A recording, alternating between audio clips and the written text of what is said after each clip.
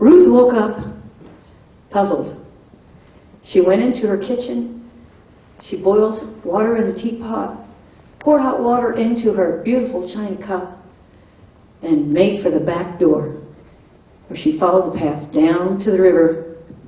And there, under that willow tree, she sat on that smooth worn bench and rested her elbows on that wooden table while she thought.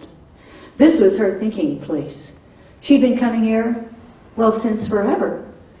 She'd grown up in that tiny little cabin with her parents, and this is always her place to go and imagine and dream and think and be creative. And she had a lot to think about. She'd had a dream the night before, a dream that her mother, long dead, had stood at the foot of her bed, her silver hair in a beautiful long braid down her back, and had said, "Ruth, wake up, get up, take the road, take the road, go to the sandstone church, and there by the bridge, stand, and you will hear what you need to hear. There's a treasure waiting for you. Get up, Ruth." Well, she shook her head and looked around, and her eyes watched leaves fall into the water, and it drifted her into thoughts about her life. And she and her parents never really had much of anything. In fact, they were very, very poor, but her parents were so resourceful that they were grateful for what they had around them, and they made use of everything. They made use of the wood to build furniture.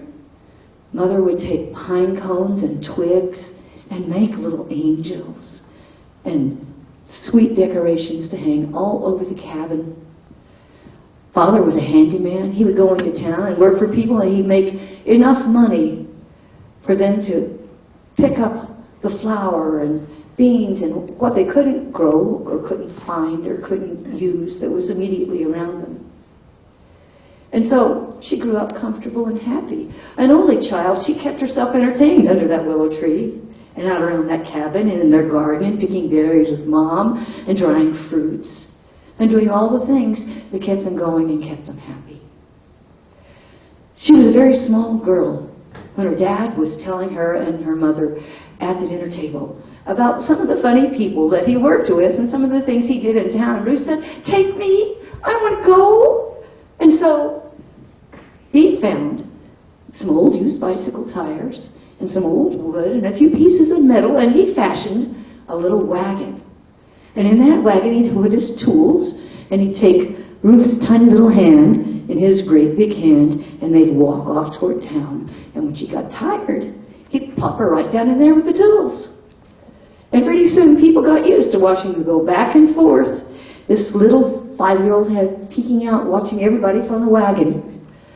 And Ruth watched her father and watched her father and watched her father, and she went in 2 to 3 days a week with him. He went in every day. And it wasn't long before she grew and became his little helper. And as she helped him more and more, she learned more and more and became more and more adept at being a handy person herself, until one day there was a lady who moved into the town who bought an old house and was fixing it up, and her dad was helping. She wanted to have renters in there and vacation people come in. It was a sweet little town in the mountains, and they did have vacation people come in. And furthermore, Ruth made friends with the local librarian. And come winter, when things would get quiet and sort of fall down, that librarian would stack her up with books. And that wagon had books as well as tools on the way home. And Ruth would play out all of her fantasies of the different characters in the books. Look out, there you go, whoa, Peter Pan's flying right by. She could be Tinkerbell. She had a wonderful imagination, and her mom took some time to play with her too. So it was a wonderful and happy life. And the lady who built the house where she had the renters come for vacation, why, she hired Ruth to help her. And Ruth would make beds and help make breakfasts, and this young woman became almost a second child to Shirley, the lady who owned the house. and they'd talk in the evenings after folks had gone to bed, and Shirley would braid her hair and treat her just like she was another daughter. So she was well loved. She was a happy woman, a happy young girl. As she grew into a young woman, however, her mother became ill, and she had to leave Shirley's employment and go home to take care of her mother. Her mother's heart was quite weak, and indeed, she passed. But also, her father became ill. Ruth ended up being his caretaker as well, and that was the end of her working for Shirley. But she needed some income, and what she did is she took the bits of wood her father had and fabric that her mother had, and she began to make her own sweet little decorations, her own little angels, her own beautiful hangings. And she would take them into Shirley and say, "Do you think that your renters would like to have these?" And soon she sold out a batch here and a batch there, and she became very busy, and she had a little side business of her own. So Ruth was doing very well over the years.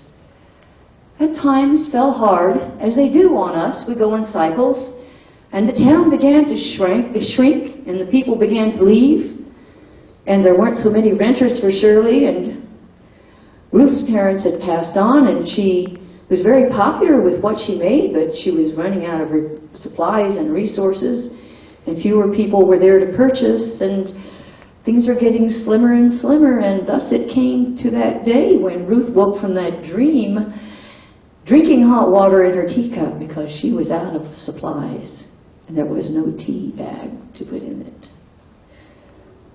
She thought and thought of her mother's dream, but she couldn't, for the life of her, bring anything but a jumble about a road that her mother had described. Why, years ago when she was small, her dad had saved money, and once she'd gone into town, and she remembered there was a little cafe by a sandstone church and a bridge, and that's where they had shared a sandwich and a piece of pie. It was the only time she'd ever eaten in a restaurant. That must be what she means, but I was there once. Where is it? And she went to bed that night, jumbled and not knowing what to do. She couldn't remember the pathway.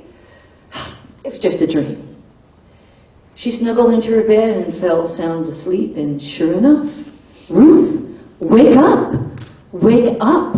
Take the path to the sandstone bridge. Sandstone church. Stand by that bridge. There's a message there for you. There's a treasure for you. Ruth, go. Get up, Ruth."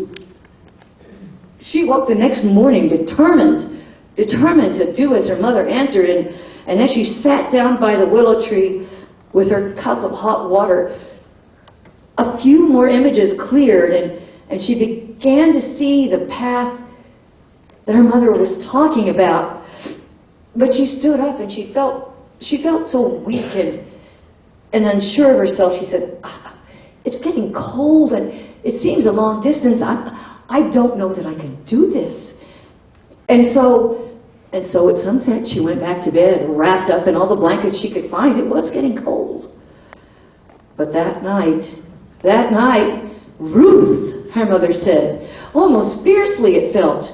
And Ruth woke up, and she shook herself awake, and she saw the dissolving form of her mother in front of her as the gray of the dawn began to gather behind her. Well, Ruth got up, and she put on 2 pairs of socks. She put on her father's old pants, and she put on her father's old coat, and she put a scarf around her neck, and she put one around her head, and she put on 2 pairs of gloves. She drank a hot cup of water, and she started that path and remembered every step of it. She didn't know how she was going to make it. She was weak, and she was hungry, but all she could see was her mother saying, "Ruth, go, go." And go she did, till at last, several hours later, she did find herself coming up onto the bridge. And as she went up on the bridge, there was a sandstone church. This had to be the right place. So she crossed over that bridge, and she stood by that sandstone church and looked hopefully about her. Who's going to talk to me? Who's going to tell me about this treasure? And person after person came by walking on to work, arguing with each other, thinking about their day, doing this, doing that, but not looking her way. Not one of them turned to glance at Ruth. No one turned to glance at her. No one at all. Ruth was puzzled.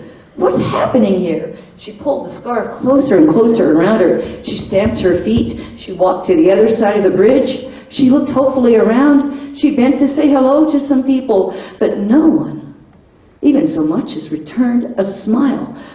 She'd never had that experience. Everyone in town loved her. What was happening here? The sun was setting. Ruth was shivering. I don't know what to do. I don't know where to go. And she looked up at that sandstone church and thought, there'll be shelter there. I can at least get warm. And she started toward that church when she heard, "Hey, you! You! Hey! Up over here! Hey! What are you doing? I watched you all day long, standing there looking like someone was going to talk to you. You know not a soul even looked at you." Ruth just looked at this lady. "Hey, tell me what you're doing here." "Well, I had a dream." And the woman held Ruth's shoulder and saw how shivering she was and how frail and thin she looked, and like she might just weave right on down to the ground. And she said, "Come on with me. Come into my restaurant." And she owned that little restaurant right there where the main street met the bridge. And she took Ruth back into the kitchen. She said, "Good heavens, girl, sit yourself down. You're freezing. You know what you need? You need hot coffee and a sandwich. That's what you need right now." Yes, said Ruth. It's all she could get out.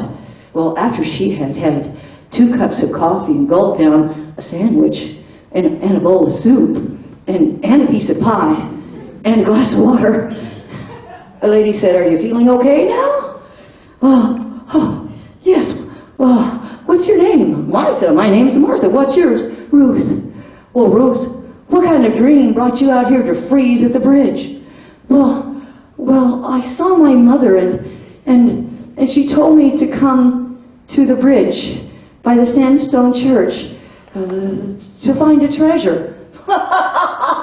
You're trusting a dream to find a treasure? I'm telling you, I have a treasure to watch at this restaurant right here, and I watch it every single day. You're not going to get anywhere just dreaming, I can tell you that. But, I had a funny dream the other day, too. Let me tell you about my dream. I dreamed that someone came to me and said, "There's a willow tree by the river." Now, I don't even know what that is. Well, it was a funny-looking tree. It had leaves dripping down like they were falling and flopping. "Well, that's a weeping willow, and they usually grow by water. There aren't many here," said Ruth. Well, anyway, this person said, "Just dig under there and I'd find an old tin box full of treasure." And I woke up laughing at that one, and Ruth straightened up and pulled her coat about her and said, "Thank you so much. Thank you for your kindness. I really must be getting home. It's going to take me the entire night to get there." And Martha said, "Now, wait a minute. Are you sure you have enough strength to do this?" And Ruth said, "Oh, yes, I do. Thank you so very much." And she pulled that coat around her, and I can't tell you how she did it. She made double time home. And when she got home, she ran to her daddy's shed, and she got a shovel. And that girl dug and dug and dug until she hit metal. And sure enough, she dug and cleaned and dug and cleaned and dug and cleaned, and she pulled and pulled, and then she gently squatted and opened. There was a tin box, all right, about 3 foot by 1 foot, and at least 1.5 feet deep. And as she brushed all that dirt off and put it up on that table by the willow tree, why, it was full of treasure. Beautiful, beautiful brocades, yarns, sparkling ribbons, buttons. It was the most amazing collection she'd ever seen. Threads, needles, little pearls to sew on. Ruth had never seen such jewelry in a box. And she started rummaging around, and as she felt, her hand hit something hard. And then she pulled and pulled, and then, whoa, she went and pulled down some more, and there they were, rubber-banded rolls of money. More money than she'd need to buy food for the next 5 or 6 years. Oh, you! Thank you! Ruth yelled at whoever was up there. Oh my gosh, this was amazing. Oh, what joy, what joy. Look at all I can make with this. Look at what I can do. And I can tell you, all of Ruth's friends in town had the most beautiful decorations for Christmas that year. And there was a whole lot more joy in that village than there had been in a long, long time. Thank you.